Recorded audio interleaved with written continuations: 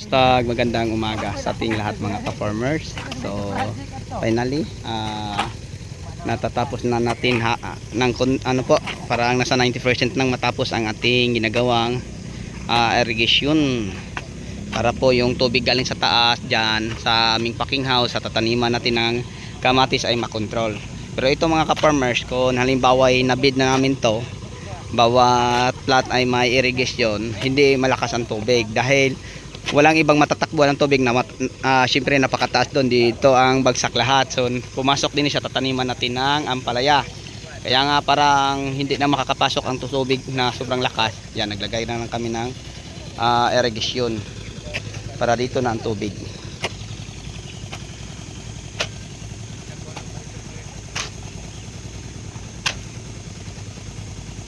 Yan, kadaan na.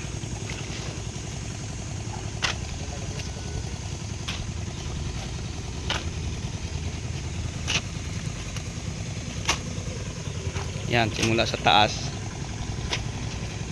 So pag halimbawa ito may tubig, makadaan na, oh. Kita nyo, tumakbo na ang tubig.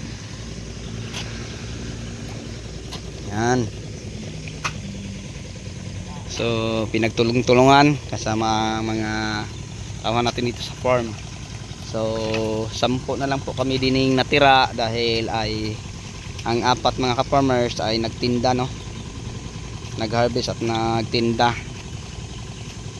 Then nasa kabila ang iba. Kana itugkad ang naakilira brad ay karon may state kana. Na mo na.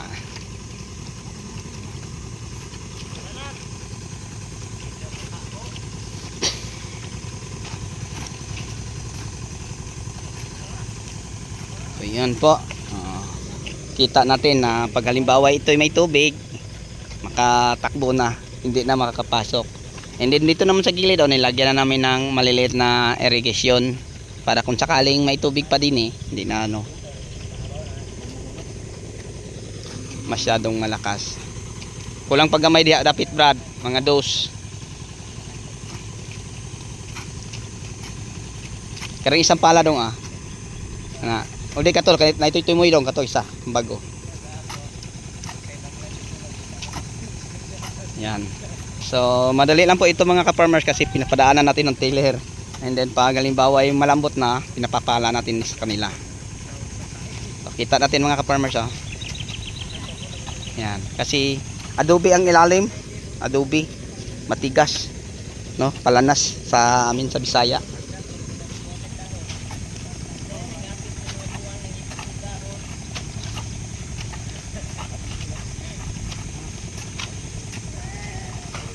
Gahi.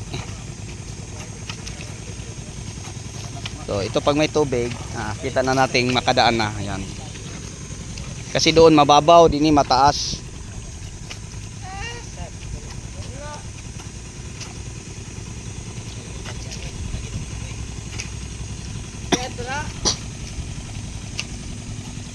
Pwede siguro isa. Ha? Agas na.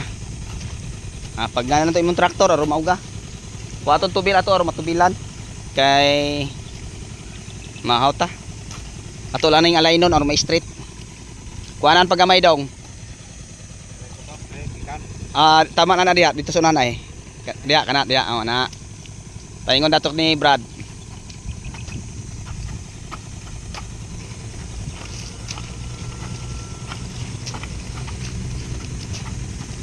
Alay na lang ang kulang dire. Sakto na tong kuan. Mong traktor. Kagi naman na, oh. Kung makalawon po siyang mga usa ka dangaw. Di papot kalapan, no. Manam nagkahibos. Dako na tong kanala ay para diha.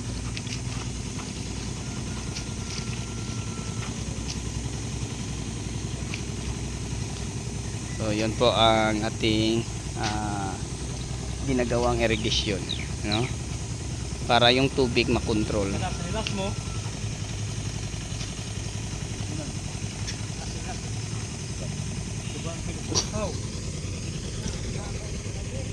Yan.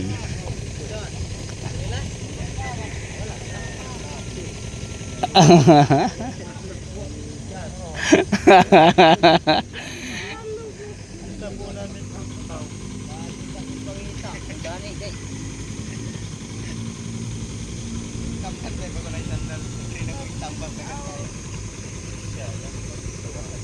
nalaom na na, Brad. Ay, palaom mi, Brad. Sakto na na, Brad.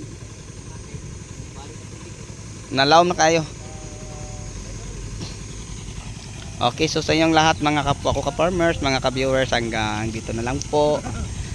Maraming salamat dahil pinapangako ko sa lahat kong mga subscriber, viewers, share, commentator na lahat na gagawin ay dito sa ating farm ay papakita ko. Ayan mga ka-farmers, para hindi tayo mamamroblema sa tubig kung sakaling umuwan. Tapos nakita na natin na walang madadaanan ng tubig kundi sa gitna, parang makontrol at hindi makapag ano sa ating mga tanim. Ayan, naglagyan natin ng ano din mga ka-farmers. So malaking bagay pag may irrigation, no? So pag halimbawa ito ay mabid na o maplat na lahat mga ka-farmers, may irrigation na bawat ano. So hindi na tayo mamumroblema sa tubig dahil ito ay nag ano pa lang tayo, nag-plaster o nag-install, nagbutas, naglagay ng fertilizer. Ito nalagyan na ito ng fertilizer, natambakan sa lakas ng ulan kagabi kasi nasa mga 3 oras po kalaka ang ulan, no? So yan.